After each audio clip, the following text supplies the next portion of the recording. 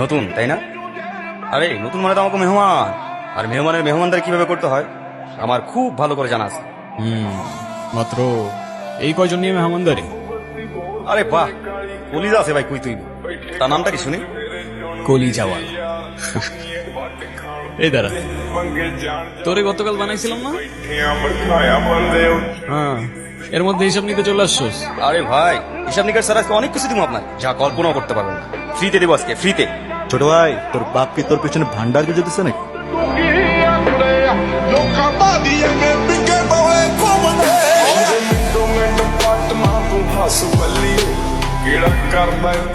আরে তুই জানোস ওই কি করছে? ও বাইরে থেকে আয়া রকির গায়ে হাত দিছে। আর তুই এখানে কি করস? যা এখান থেকে, যা যা। আচ্ছা, গেলে কি করবি? তাই না, নেক্সট কোশ্চেন, না গেলে কি করবি? বুঝলাম না, তুই ওর সাইড নিয়ে আমাদের সাথে তর্ক করতেছিস? আরে বাঘ তো বাঘের সাইডে নেবে না, এটা জঙ্গলেরই নিয়ম।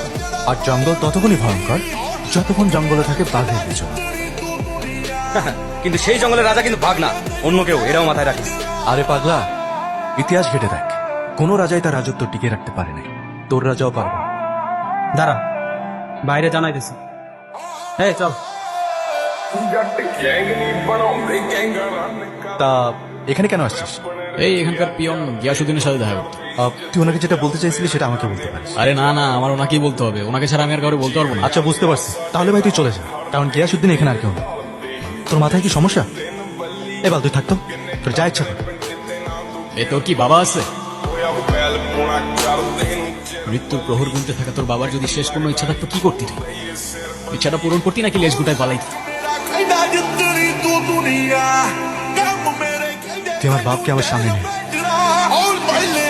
গলা টিপে মেরে ফেল।